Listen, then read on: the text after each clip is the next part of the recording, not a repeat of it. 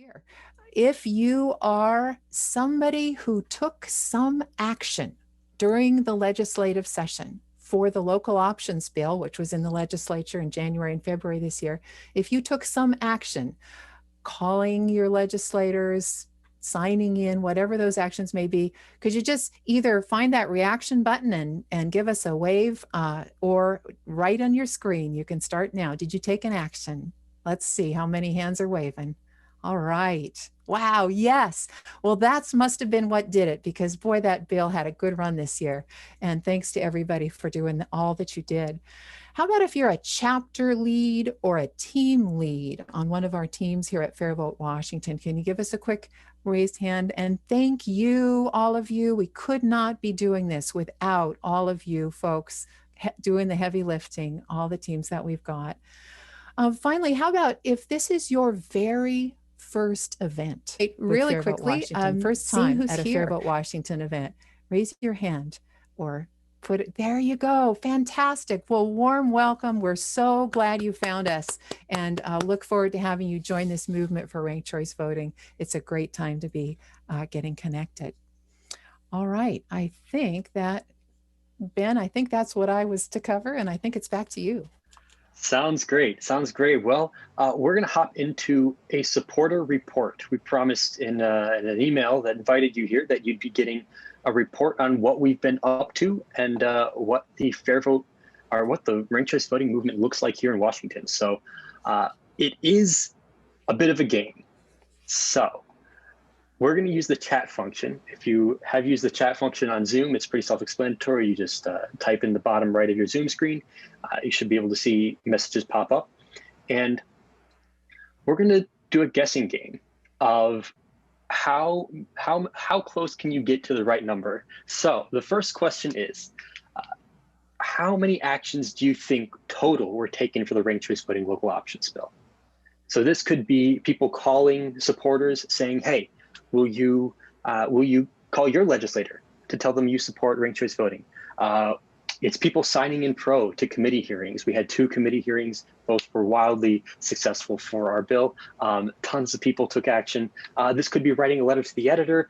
This could be any number of things, anything that pushed us forward on that movement, pushed our movement forward for that bill. So let's get some guesses in the chat. Make sure people are seeing. Wow, okay, 5,900. Okay. Well, these are actually some surprisingly really close. I think Maryland might be like the hottest so far. Maryland Spokane. Out in Spokane. Yeah. Yeah. So the number we've come up with, and it's just an estimate, we have no way of really tracking everything, is 4,500 actions. So that's a great number of people just taking action to support ranked choice voting. The next question is, this one, if you follow us on Twitter or on Facebook, I share this number. Whenever there's a new city that joins the list, I'll let you all know. So you have an advantage if you follow us at Fairvote WA on Twitter or Facebook or Instagram, I guess. So how many cities have formally expressed their support for ranked choice voting? And if you can name some of them, that's a bonus. 5. Oh, Eli. Well, Eli is a former legislative intern, so he's got a solid guess. Wow. Okay. Yeah. Gold bar. Yeah. All right. We got some people getting really good guesses. The answer is 6, and that's Seattle, Spokane, Gold Bar, Olympia, the city of Snohomish, and Bellingham. So that's who's joined this effort so far. But continually, it's a growing list, and that's really one of the big efforts that we're going to push this year, is getting more cities to say they're interested in ranked choice voting. All right, this one, it's a question about last year, but I like to think it points us forward, because we're going to be doing the same thing again. It was invaluable this year. The question is, how many candidates did staff and volunteers contact last year and urge them to support ranked choice voting? Again, it's a rough number, but it's a really important one, because we're so proud of it, because it shows the work that volunteers did to get in touch with their local candidates. These guesses are too low, Ben. Well, prepare to be impressed because the answer is 800.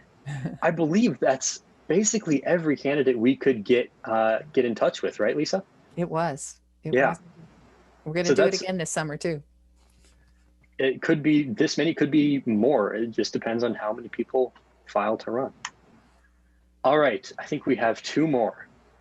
Number of elected officials that youth activist groups across Washington met with just this year. So in the past 3 months, how many elected officials have youth activist groups met with just this year? And this is young people across Washington setting up meetings with their local officials, their mayors, their city council members, their, I guess, local officials of all stripes. This is one of my favorite numbers. 25, 30. Well, these are all really good questions. So, are good guesses. The answer is 20. And these, so it's a difficult one because, you know, what qualifies as a youth activist group, but 20 elected officials. And these are just young people who are being reached out to by our youth ambassadors group with Fairvote, Washington. And you'll hear more about this later in the event. Finally, another really exciting question, and that's how many organizations are in the Washington for Equitable Representation Coalition? This is, if you're a member of our partnerships team, this is the work you are doing. And now this work is under the umbrella of our friends at the Washington Community Alliance. And this number continues to grow. Let's see what the guesses look like. A lot of you are pretty close. Yeah. But you are underselling the work that has been going on. The total number right now is 27 organizations. And these are all organizations who are civic-minded, racial justice-oriented organizations who have seen, hey, ranked choice voting, this is a thing that can really help out in Washington State. And we want to be part of the team advocating for it. So thank you for taking part in my little experiment there. Great to see all those guesses. And if you want to be involved in those efforts, getting in touch with candidates, getting in touch with other organizations, you have come to the right place because that is exactly the kind of work we are doing here at Fairvote, Washington. So I believe next on our agenda, we are going to kind of bus you out to some breakout rooms where you have a simple prompt. And that prompt is, what is inspiring you right now to be part of the ranked choice voting movement in Washington? You'll get a notification on your screen soon, and you'll just click and head off to that breakout room. But what is inspiring you right now to be part?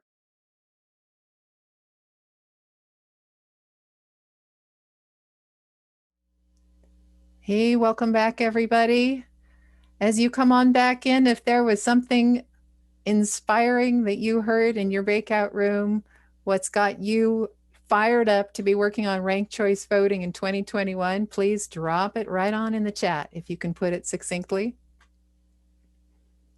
We'd love to hear what you were chatting about there. What's some of the inspiration you're finding now? What benefits of ranked choice voting are driving you to take time and volunteer and be part of this movement? Here we go. So for my part, it seems to me that there's less chance of doing away with the duopoly, but a really strong chance that we can tame it, that we can make both parties more responsive to their constituents. Fantastic. Let's, if I wish we could have time for everybody to unmute tonight. We will hang out after, sort of at the close of the event. We can have some more informal chat. But since we got a large group tonight, let's go ahead and use the chat. So thanks, Peter, for that. You can, and so yeah, two more than just two parties. Anything else driving you tonight to be inspired? What came out of your breakout room conversation? You can drop it in the chat. I had a nice conversation with somehow only one person got put in one of our breakout rooms. So I had a great conversation with John Whitmer about what's driving us. Well, I think now is the time to talk about what 2021 is looking like. We've got a lot of exciting things happening. And this is a topic for Lisa and Stephanie. So Lisa, take it away. Great. So we're turning our attention to new projects for the spring and summer, and I want to introduce you to what's on our agenda.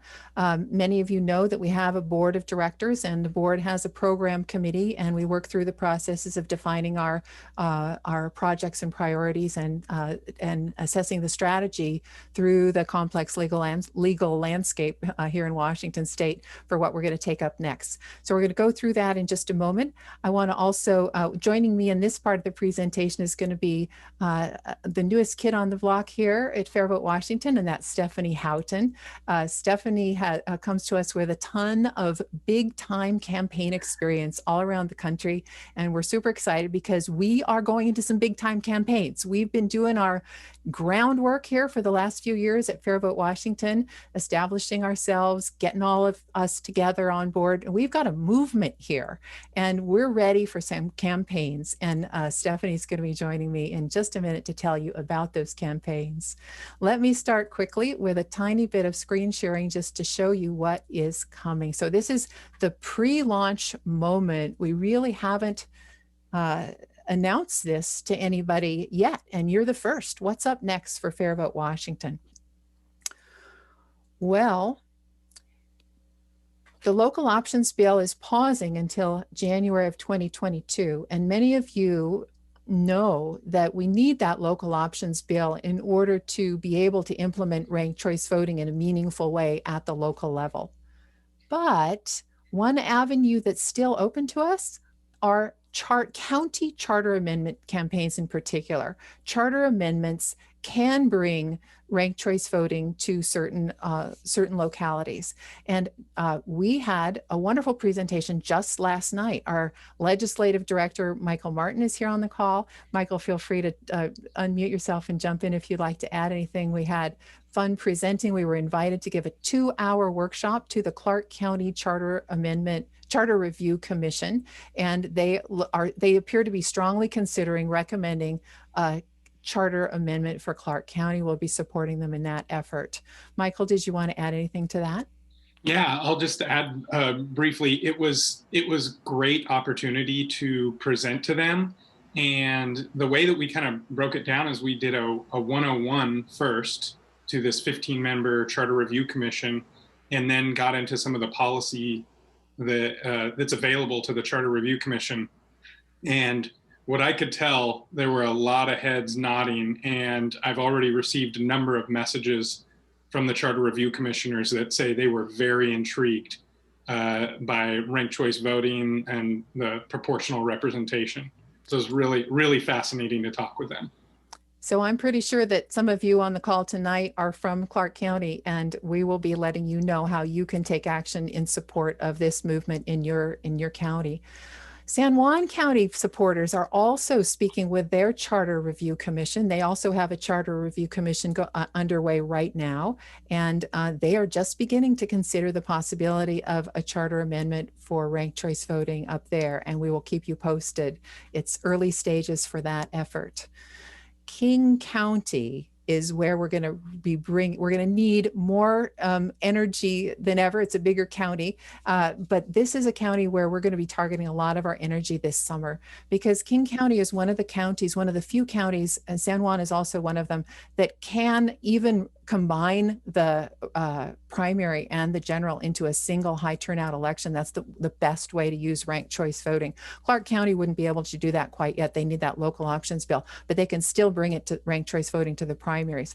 King County and San Juan County are what are called nonpartisan charter counties, and that allows them to really implement ranked choice voting in the way that we prefer, by being able to combine those two elections. So King County charter amendment efforts are just unrolling, and we're going to be letting all of you know how you can participate and help move that along.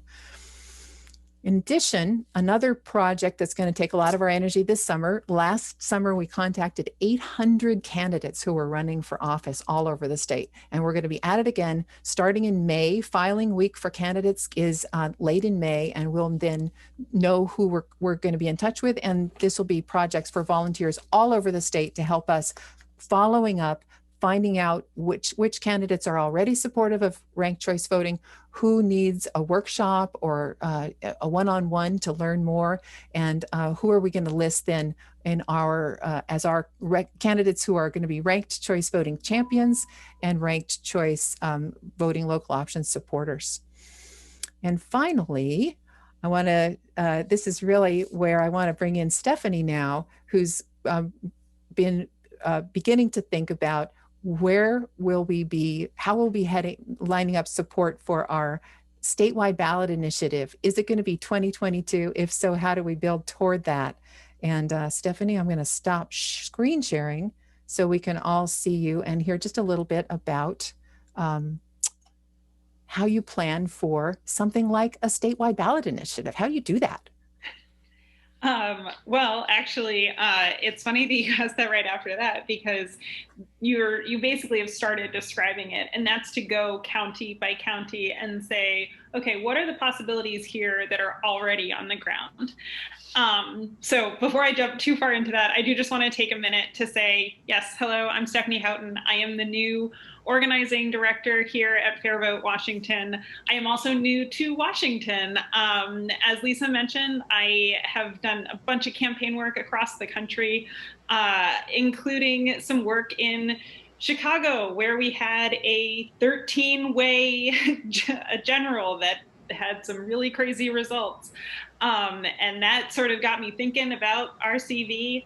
Most recently, though, I was in South Carolina. I was Senator Warren's operations director down there and for the presidential. And after she dropped out, I managed a congressional race in Kansas. And then I thought, you know, I'm ready to try to make it all the way over to the West Coast, which I have now done. And like Lisa mentioned, I am new. I have been on this job. It is March 25th. I have been here for 25 days.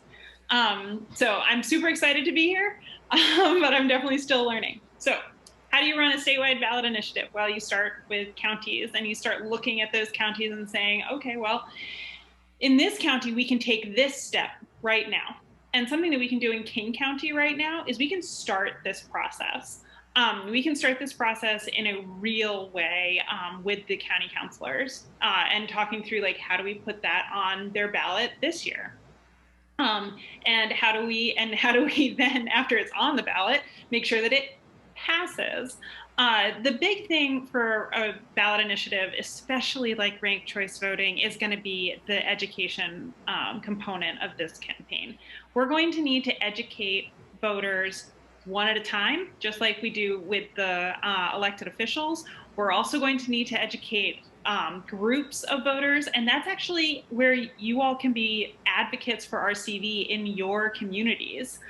We have a lot of folks on our team who have lived in Washington, worked in Washington, been in Washington for years, and they know a lot of people, but they don't know everyone.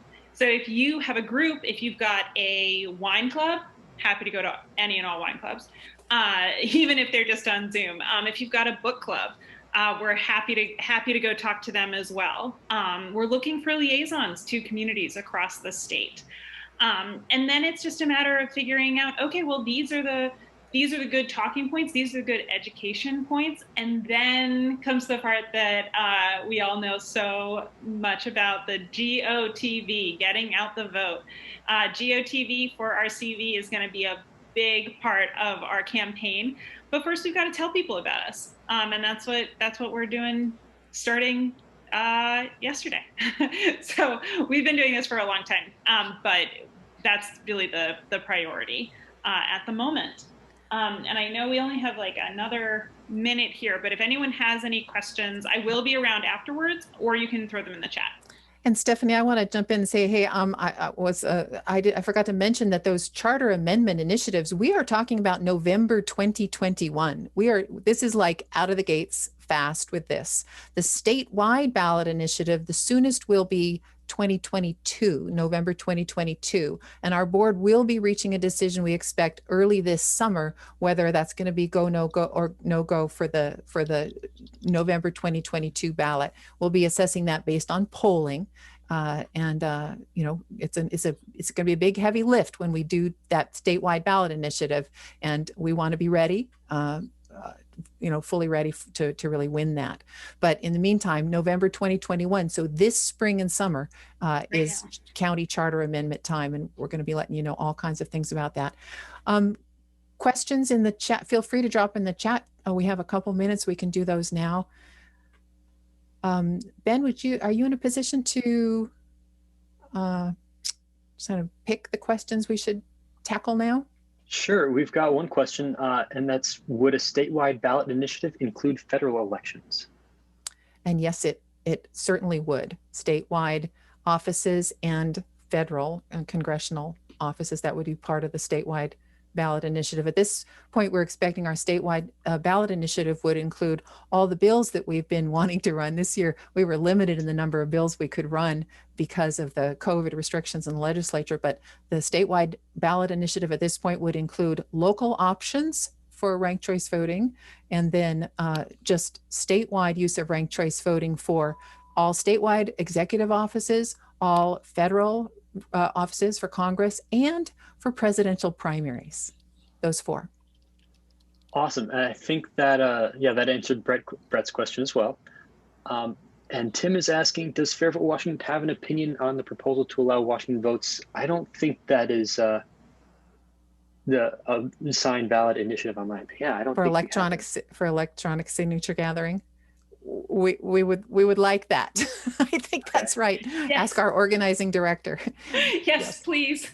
Y'all have a very high bar for signatures here. As I say, worked in many places. The signature bar here in Washington, exceptionally high. Great. And the only other question I see is, to be clear, that the charter amendment campaigns are only possible because these counties are charter counties. That's right. Thank you very much. That's a great question. That can only happen in charter counties. Exactly. Yeah. Okay. What are the Eastern Washington charter counties? Let's see, Michael Martin, you could help me. I know there are 7 charter counties. One of them is Clallam and Clark and Pierce. And then we have San Juan, Whatcom, and King. That makes 6, and there's a 7th one in there. Somebody can do a quick Google search and help us figure out who the 7th one is. And I'm not sure. All right, oh, here they come. Shannon, she's quick, isn't she? Wow. I thought there was, Snohomish. Of course, that's the one I missed, Snohomish. Perfect. Thank you, Shannon. Shannon Grimes. Okay, well then let's move on. We have this statewide ballot initiative, whether it's coming in 2022 or whether it ends up being a year later, we have a lot to do. We've got teams of volunteers who need to be trained, and it's a huge scaling up for the organization to be ready to do that.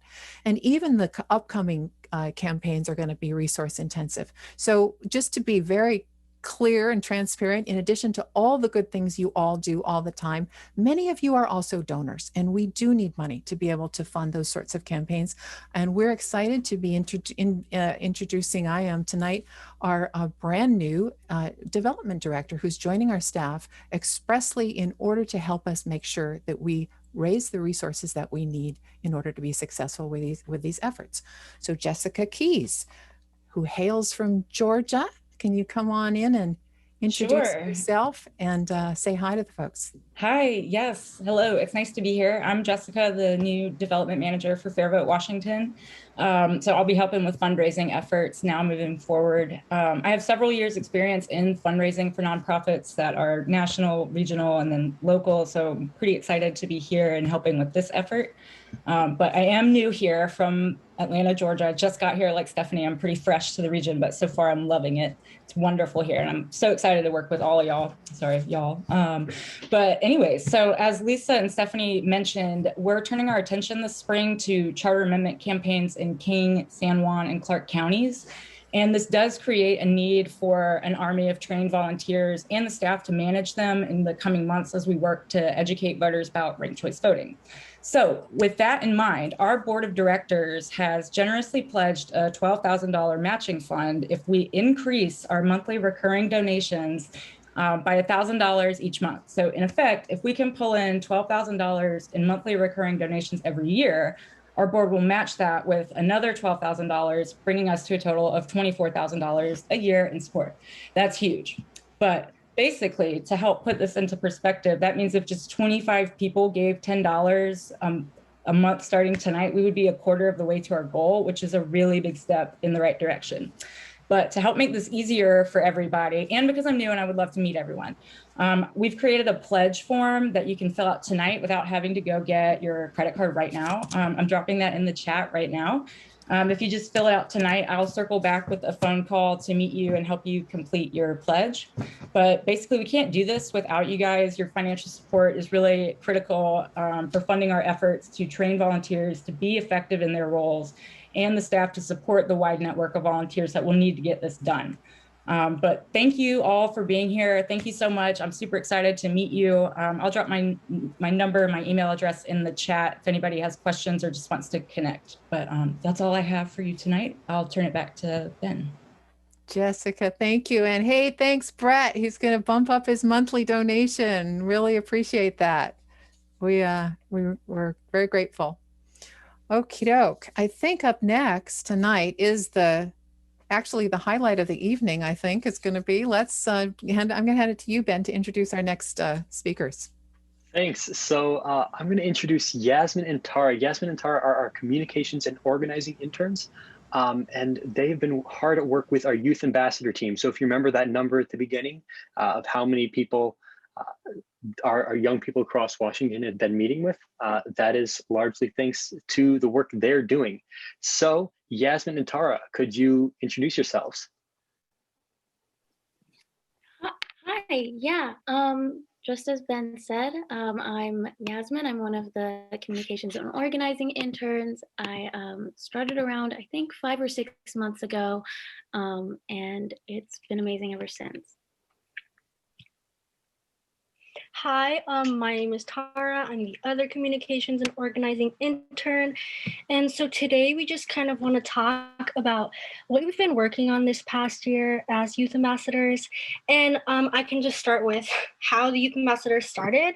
So we started the youth ambassadorship program in the very beginning of our internship. It was the first project that Yasmin and I kind of started, and we initiated it with the goal in mind of creating a space for youth to be able to learn and discuss ranked choice voting with people their age.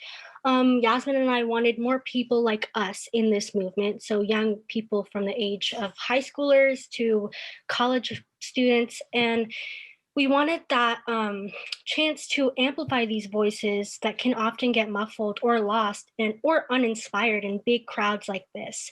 And we just started with a simple conversation, simple weekly meeting, and these conversations slowly turned into genuine change. And as we continued to meet, we saw new people, new ideas, and just genuine excitement from all the people that joined at the table like every week. And this really inspired us, and we took the initiative of starting 2 new projects. Yeah, so as a group, we realized that the most effective way to build momentum for ranked choice voting in our state was to educate and amplify these voices. And so one of the first projects that we took on as the Youth Ambassadorship Program was to reach out to these communities that are marginalized and often ignored, as Tara talked about. And so we specifically started with our own communities by reaching out to other civically engaged youth across the state, whether they were in a part of a political organization or they were a part of their mayor's youth commission or junior city council. Yeah, and these meetings were so exciting. Personally, I really loved just getting to connect with other youth from across the state. And they were really rewarding because meeting with the representative from a specific youth council, I'll say the Snohomish Youth Council, actually became one of the most encouraging and exciting experiences for, I know, Yasmin and I and all of us ambassadors. And I think it came out with a lot of other big rewards for Fairvote too, because we actually had Snohomish City Council pass a resolution in support of this bill, in support of HB 1156, and yeah, and it was genuinely just so inspiring to see that we our efforts had a genuine impact on the government, and it made me realize how influential we truly are and how influential our youth voice is. And it really empowered us and pushed us to continue working on other projects too. Yeah, so meeting with these youth commissions and these youth organizations, it was our main goal was really just to educate them. But oftentimes the conversations that we had with these different groups was, well, what can we do? How can we bring ranked choice voting to our city right now? And that excitement really pushed us to take on another project in addition to what we were doing, which is contacting local city councils. We wanted to make sure that these different youth organizations that we were reaching out to weren't going through this process alone, that we were there for them to help them and to bring ranked choice voting to their local cities. And so what we did was we just really broke down the process, even though it seemed really intimidating at first to reach out to all of these different council members. We took it step by step and made sure that everyone who was there knew we're all here together. We're all just equally as nervous, but we all have something that we're passionate about and that we want to talk about, and that we can do that. Yeah, and by now, I think we've met with, like Ben mentioned earlier, like 20 or so different organizations and different elected officials. And we've just had a lot of really exciting conversations and experiences, just being able to talk to elected officials, people who have the actual power to make these kind of changes. And one of the most exciting connections that we made was, well, let me first say that quite a few of these meetings that we stepped into were actually with people who were opposed to RCV. They were like, absolutely not. Like, we can't stand for this. This is just, oh. But one of the ones that stick out is that we met with the mayor of Faircrest, who had that same preconceived notion. And he was like, I can't stand with this. I'm willing to have that conversation, but it's just going to be hard and you can't change my mind. And so we were like, despite our nerves, we realized we didn't need to completely change their mind in a 30-minute meeting. All we need to do is open the conversation and have them listen to us. And that's exactly what we did. And we just turned this meeting into simple conversation and reassuring his reluctance. And by the end of the meeting, we had actually changed his mind a little bit. He was like, I'm open to learning more about it. I'm open to talking to my peers about it. I'm open to reading more about it. And maybe one day I will be open to passing a resolution for my city. And this, I just think it was so inspiring to be able to talk to these elected officials and realize they are here to serve us. They are here to talk to us and listen to what we have to say. And if they might not agree with us in the beginning, a simple conversation is enough to open that door and really make a difference. And it was just really exciting.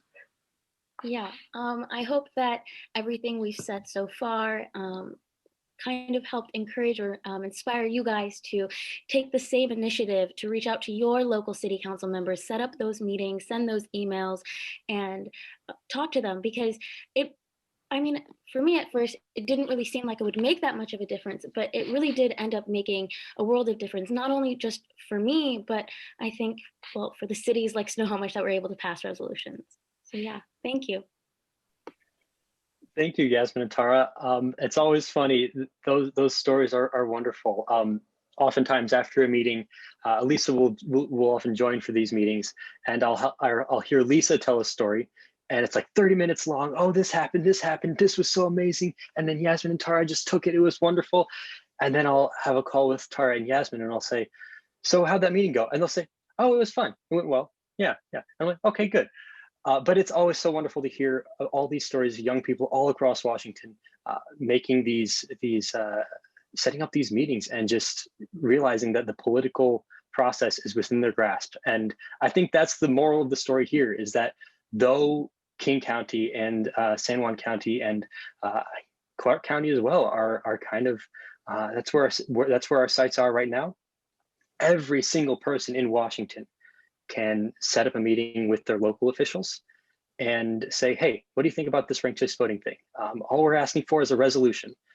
And even better, you can email us at info@fairvotewa.org, and we can help connect you with somebody in your area who might be interested in joining you. So you're not alone on this.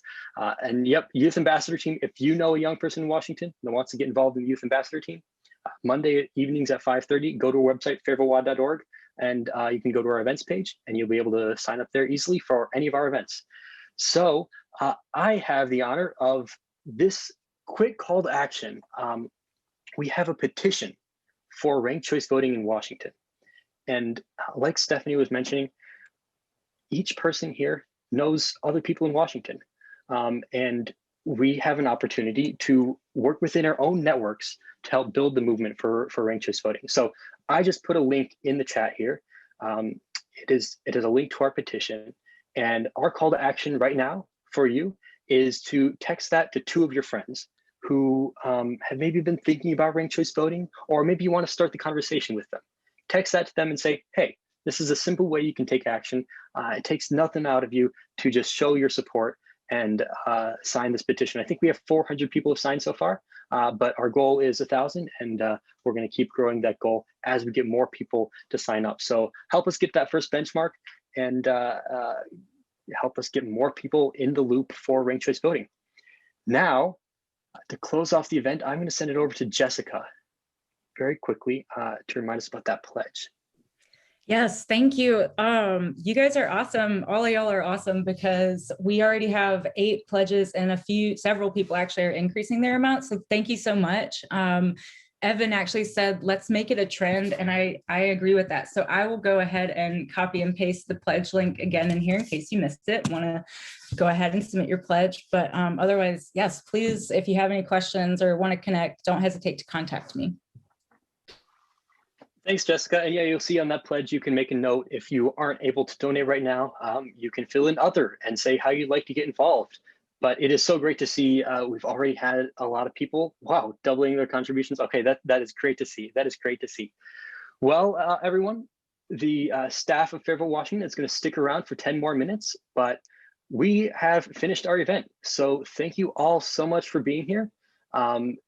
Great to see people continuing to donate, and thank you for being here. We're going to close this down, but if you got questions, stick around.